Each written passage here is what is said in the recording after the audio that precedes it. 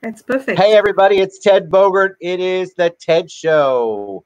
We are here back live Monday. It's still Monday where Nadia is, but it's a little bit later. So welcome to the show, Nadia Samsodien. And it's an honor and Samsodien. a privilege to be with you this evening. And good evening to everyone, and good afternoon to everyone on your end of the world. Thank you so much for having me, Nadia I'm very Samsodien. excited. I'm so excited to have you on. I think that what you're working on is fantastic. I love your energy and your approach. Thank you. And so I'm excited for what you're going to share today. So tell us a little bit about this new Nadia, this new venture, this new journey or new word journey that you're on. Thank you so much. So it started short of 10 months ago, where I've taken a sabbatical and I've decided to take myself out into the world in a way of saying, let me share my story. So it started off with my birthday. You would have noticed there was a fantastic jump off Signal Hill. It was something that I've always wanted to do. And so I did a tandem paraglide with a wonderful gentleman by the name of Bobo. And it took off from there. So where I am now in my life, I've said to myself, let's keep on talking about who you are. Let's keep on talking and sharing to the world, because everybody needs to know. And short of my courage, I do believe that I have met many wonderful people on LinkedIn as part of my journey over this 10 months that have actually come in my path to support that. As they say with the law of attraction, you put it out there to the universe and you leave it. I believe that. Yes, it's about your intention and how it's going to happen and when it's going to happen. You leave that up to the universe. And that's so ideally. what are you going to do, Nadia? Oh, I'm so we only have a little delay, so if it sounds like I'm interrupting you, I'm not. I think there's a pause, and then no what are you working on now? Because you're on a personal journey, but you're also on a professional journey. You're doing all of this at once. What are you working on professionally? So professionally, it's basically a case of campaigning in the sense of being a person that gives a voice and gives a voice to others. So what I've done to start off, I've given a voice to Random Act of Kindness. And thank you to Renee Johnson, who is the power coach. We all know Renee Johnson on LinkedIn. She has actually supported me through the process of actually giving me the platform to become an ambassador for Random Act of Kindness for South Africa. And that has been phenomenal, as in campaigning for kindness, campaigning to help others, helping others in terms of sharing, kindness, as we know, to start with in life. Kindness is the way of life. And that is my approach to it. Thanks to Corey Warfield. Corey and Renee have been instrumental in giving me that platform and that position to go forward and, take off from a campaign perspective. I love Corey so much. Absolutely. I love Corey. And we've taken off from that perspective into further campaigns, if I can call it that. So that's ideally where I am. I do believe that I have a voice. I do believe I have the voice for the people.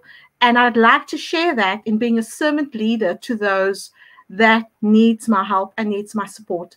And so far, I would honestly say, I'd like to say that I do believe I'm doing well. And I'm obviously keeping myself open to opportunities as they arise. What is what about you, or your background or your belief system, whatever it is, what about you do you feel like you are comfortable saying, I know the voice, I can be the voice? Because I feel like you have to have some sort of really cool insights to be a voice for other people. I love that. I think my show does that in a great way with all of the wonderful people that you. So what is it about you or your background that allows you to feel good about saying, all right, I have a voice and I'm going to use it to help people? for the sake of being passionate about what I do, and for the sake of ultimately being true to myself and being the authentic Nadia, is what I believe what people are drawn to. And so when I approach things in terms of whatever I touch, you might think that this is odd, but I've always had the belief of that everything that I touch turns into magic. So I love it. That's I awesome. do that in everything that I do, because I do believe that I'm instinctively, applying my thoughts, applying my aura, if you wish to call it that, my karmic ability. And when I do go forward, it's as if it's just coming together. There's a flow. And if I follow the flow of where it's taking me, it's coming from a divine intervention. It's coming from what's meant to be, Ted. And that is really how I do it. So I do believe that in me being open to people and open to the power of possibility, that automatically will take me to where I need to be next. And that's really the steps, or how, I wouldn't call it steps. It's just been a natural progression. And all my life, I do believe that natural progression is what works for me. So whatever I've taken on, it's come to me naturally. It's almost like a sense of knowing. Now, you might think this is odd. I do share a birthday with Oprah Winfrey, by the way, the 29th of January. And when I was young, in fact, I was on school grade, I always had this belief that I should be doing that. So whenever opportunity came up for an oral, an opportunity to speak in the class, I was always the one to put up my hand. And that's really been my position in life. I've gone and I've vetoed. I've been a lobbyist, if you wish to call me that. Campaigner sits very well with me now. And I do it for the sake of human rights, for the sake of people, for the sake of animals, which I'm very passionate about. I do love cats. And not to say that I don't love dogs, but cats obviously. Watch out for the dog owners.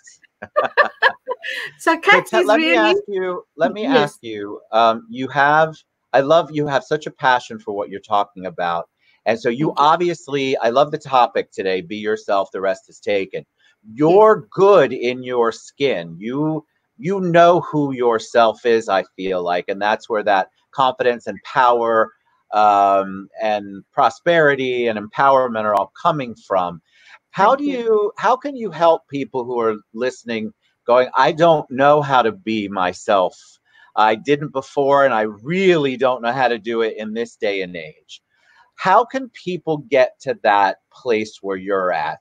Schooling, books, reading, attending seminars. What kind of steps can you give them, or some advice you can give them so they can be themselves? I would love to say that to get to a place of knowing, a place of stillness, start there. It starts in a different place for all of us. And I do believe that for myself, it got to the point where I also believe that I needed to get back to a place of stillness. And I needed to understand Nadia. And I needed to understand who is Nadia, if I might call it that again, getting to that point of my life. So I feel that it comes to a place where it's going to be different for each one of us, because we're all going to have a different rule or different measuring points, because we're also different in that way. But I believe that it starts with taking the time and getting to a place of stillness, a place of gratitude, a place of coming to an understanding of yourself and your greater being, because we are not just a piece of ourselves. We are a piece of a microism of the macroism. Let's put it that way. So whatever exists within us is really, we are a speck in the bigger scheme of things of what exists out there in the realm of the universe. And understanding that will take us to a point of the next step, the next step, the next step. And we do it in different ways, Ted. Some of us prefer reading. I'm a reader. I've always believed in that. But I do also enjoy music. I do enjoy the energy of, I have a team of people. I'd like to mention them if you would allow me to. Please. And we are a Sunday group. and we join in and we listen to Paul van Dyk on his live stream. And we've been doing this for the past 16 weeks, every Sunday at 7 p.m. And it's been phenomenal. So energetically, I do believe we are all linked to a bigger part of ourselves. And through finding that within yourself, I do believe is the place to start for everyone that's needing to find their way back into their power, if you want to call it that. Right. So we can do it in many forms, but I do believe it starts within us, with each and every one of us. First and foremost, it's an internal job, or it's an inside job, if I may call it that. Definitely an inside job. It's from Let the me ask you, inside. on your journey, I think a lot of people would say, yes, I agree. I think internally you have to start. You have to kind of figure out, where are my strengths? What are my passions? It's a process. But then tell me about your journey in this next question. Just because you have it in you doesn't mean the people around you necessarily agree with it, support it, understand it. And so how did you build up, because it sounds like you are surrounding yourself with people who are on the same kind of mission, the same mindset. Can you talk about that process? Yes, so for me, it was not an easy process. And let me assure you that each and every person in your life comes in your life to teach you something. They come into your life because they have a special message to share with you, to remind you of who you actually are. And they can teach you a lesson. It might not be a positive lesson. It might be a negative lesson.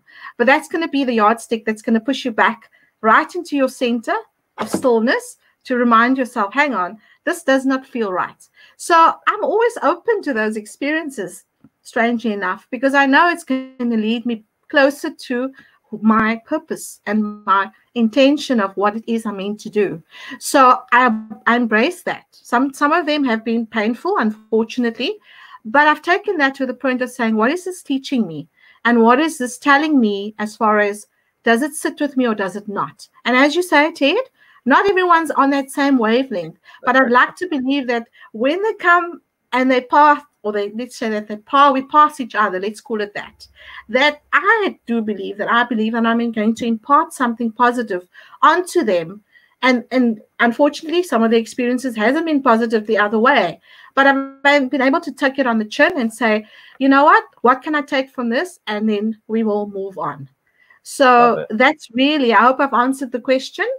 And that's just really how you answered. That's perfect, because I think there are people who have that belief that they are making progress, and then they can't seem to break through. And most of the time when I'm talking to them or coaching or counseling, whatever, with them, I ask them to take a look about the people that are surrounding them.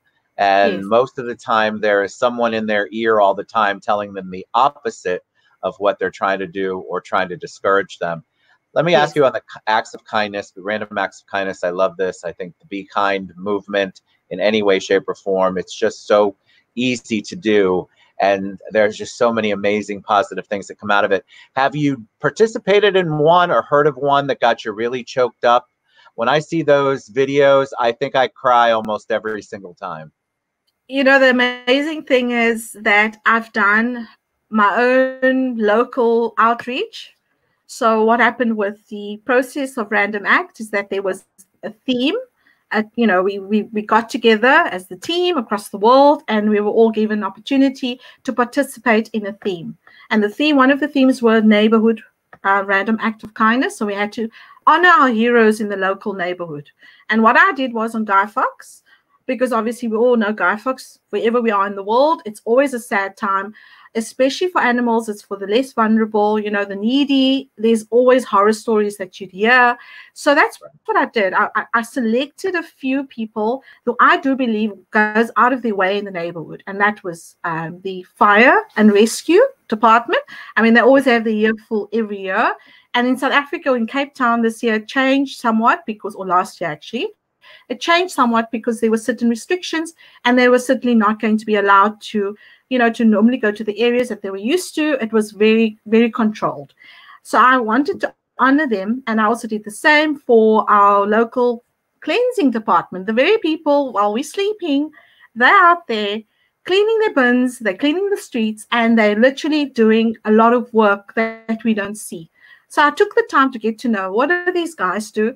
And obviously, I couldn't go there empty-handed. So with every approach, I had to make sure. In fact, it came from my heart. It was my way of saying thank you. It was a good way to, to see them smiling, sharing a cup of coffee, having a donut, having a good laugh. And then, of course, my favorite people, which is excuse me, let me just rephrase that. The People's Dispensary for Sick Animals, known as the PDSA. So it's one of the biggest charities or, facilities around Cape Town and in South Africa. And that's what they do. They literally go out there, or they have the support given to the poor. And you can obviously come to them and they'll care for your animals. If they're sick, they need help, or if they need care. And that's what I did. I basically reached out. And then, of course, Random Act took me everywhere that I needed to be, Ted. And it was amazing because it was literally the first month of within my sabbatical that kicked off for me, thanks to Corey and Renee. And it basically, the campaign, I'm not sure if you know about it, but it is a campaign that runs from between the end of September until the end of, 1st of October until the end of December. So there is a specific target that's required to reach a specific amount of acts of kindness, and that obviously gets recorded on the website. And we made our target. We reached over 1,000, acts of kindness, and it was phenomenal. So you can be assured to hear from me. Come this year, I'll be knocking on your door. I love it. All right, so tell people how they reach you, Nadia. I love what you're doing. I want more people to reach out to you. I've tagged you on social media. You've tagged me. What's the best way? What's your preferred way if they want to get involved with what you're doing? They want to tap into your brain. They want to learn maybe how to be themselves, or they want to do a random act of kindness with you. Thank you so much. So first and foremost, you and I met on LinkedIn. I appreciate you reaching out to me. And I just want to thank you again for the opportunity. So LinkedIn, I am on the platform. I'm also on LinkedIn. Well, I'm not on the LinkedIn, let me just rephrase it. Sorry. So I'm on LinkedIn. I got a bit stuck there. And I'm on your Instagram. I'm basically Nadia Samsodien at Instagram. I'm also on Twitter at Samsodien_Nadia. I'm also available on Facebook as Nadia.Samsodien. And then I've also got my profiles on, I don't have a URL for a website as yet. And of course, that's work in progress for me. Of course. All right. You were amazing. Thank you so much for kicking off the Monday. You guys reach out to Nadia. She's doing so much great work. Look her up on all of the social media platforms that we went live on, and all of this stuff that we tagged in. Go reach out to her. I think she's got a lot of insight that's gonna help you out. So thanks again, Nadia. Appreciate you. Thank you so much. Thanks for staying all the way from Cape Town, South Africa, guys. Thank you so much, everyone.